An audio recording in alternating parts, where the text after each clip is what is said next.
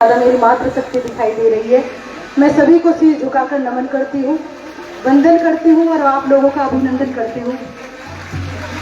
एक जयकारे के बाद ही मैं अपने दो शब्द रखूंगी, तो मैं सभी से हाथ जोड़कर प्रार्थना करती हूँ। जयकारा इतना तेज गूंजना चाहिए कि पूरे घोड़ा में पता चले कि हमारे यहाँ राम की लीला हो रही है और सब लोग उस लीला में मगन हो रहे हैं। बोलो सियापति रामचंद्र की, पवन पुत्र हनुमान की। बहुत बहुत धन्यवाद सबका।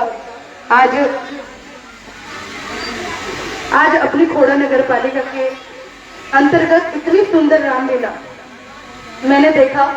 जिस तरीके से वचन में बंधे हुए श्री राम जी के पिताजी थे, आज उनका विलाप होते हुए मैंने देखा कि वो किस प्रकार अपने बेटे के लिए विलाप कर रहे थे। वचन किसने दिया और वचन किसने भरा वो मायने नहीं रखता। मायने रखता है कि एक राम जिसको राजगद्दी प्राप्त होनी थी, सुबह उसका राज तिलक होना था और अचानक ही उसको पता चलता है कि उसे 14 साल का वनवास मिल गया। वो सीता माता जो किसी की सुपुत्री थी, एक रानी थी जिसको राजमहल में राज करना था, उसको अचानक अपने पति का साथ देना पड़ा और पूरा राजपाट त्याग कर उसने वनवास को अपने गले लगा लिया।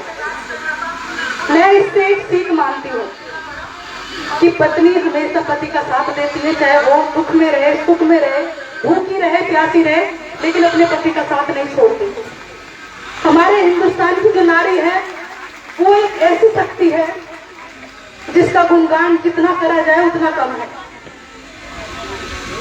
और इस चीज से आज जो हम लोग रामलीला दिखा रहे हैं, मैं जितने भी मेरे सम्मानित यहाँ रामलीला के जितने भी पदाधिकारी गण हैं, मैं सभी को धन्यवाद करती हूँ कि आप लोग आज की पीढ़ी को जो सिखाना चाह रहे हैं, जो संस्कार देना चाह रहे हैं, वो आप लोगों का भी फल नहीं जाएगा। मुझे पता है यहाँ बैठी हुई मेरी मातृशक्ति जो सीख कर जाती है वही अपने बच्चों को संस्कार देती है। और आज तो आप लोग साथ दिखा रहे हैं कि हमारे भगवानों ने भी बहुत संघर्ष किया।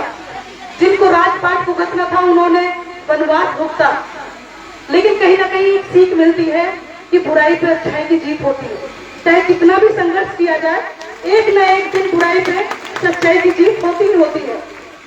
आज हम लोग रामलीला देख रहे हैं और इस रामलीला का गुणगान हम बहुत दूर दूर तक करते हैं। हम अपनी संस्कृति को आगे बढ़ाने की कोशिश कर रहे हैं। मैं उत्तराखंड के समस्त परिवार को, मैं आप लोगों का तहे दिल से आभार करती हूँ, क्योंकि आप लोगों के द्वारा जगह जगह जो रामलीला हो रही है वो कहीं ना कहीं हमारे हिंदुस्तान की संस्कृति को आगे बढ़ाने के लिए हो रही है।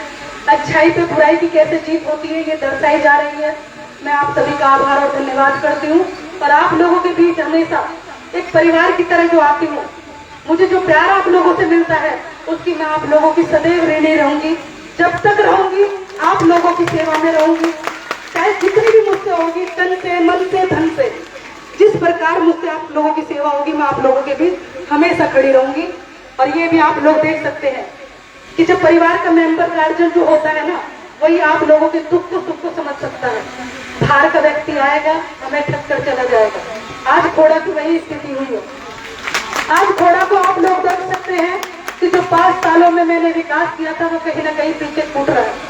बड़ी तकलीफ होती है, बड़ा दुख होता है कि हमारे बड़े बड़े सपने थे, क्योंकि सत्ता हमारे हाथ में थी, हमें लगता था कि हम खोड़ा के लिए भरपूर विकास करेंगे।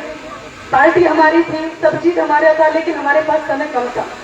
मैं उस चीज को आप लोगों से बार बार कहती थी कि मेरे को सिर्फ और सिर्फ 2 साल काम करने के लिए मिले, लेकिन उस 2 साल में मैंने आप लोगों के बीच विकास की इतनी गंगा बहाई कि मुझे उम्मीद थी कि मेरी खोड़ा की जनता मुझे फिर दोबारा मौका देगी। और लेकिन आप लोगों ने मौका नहीं दिया, पार्टी ने भी मौका दिया, आप लोगों ने भी साथ दिया, लेकिन कभी कभी ऐसा होता है किस्मत का फेर होता है।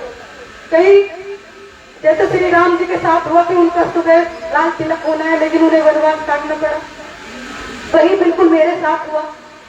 चुनाव जीती हुई हरा दी गई, कहीं ना कहीं कुछ मेरे ही लोगों ने षड्यंत्र करके मुझे चुनाव हरा दिया।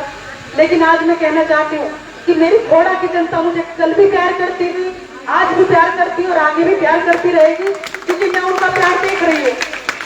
वो किसी स्वार्थ से प्यार नहीं करती है। जिस प्रकार मैं बिगर स्वार्थ के आप लोगों से जुड़ी हुई, उसी प्रकार मेरी खोड़ा की जनता भी मुझसे बिगर स्वार्थ से जुड़ी हुई है। तो यही प्यार, यही आशीर्वाद आप लोग हमेशा बनाए रखना। और मैं आप लोगों के बीच में हमेशा इसी प्रकार आप लोगों की सेवा में दिन रात जब भी आप मुझे याद करेंगे आप लोगों के बीच खड़े मिलो। तो मैं अपनी वाणी को देती हूँ जनाब। बोलो जय श्री राम। बहुत बहुत धन्यवाद, बहुत बहुत आभार। बहुत बहुत धन्यवाद आपका जो हमने हमारे दर्शकों के समक्ष अपना संबोधन रखा। हमारे मुख्य अतिथि रीना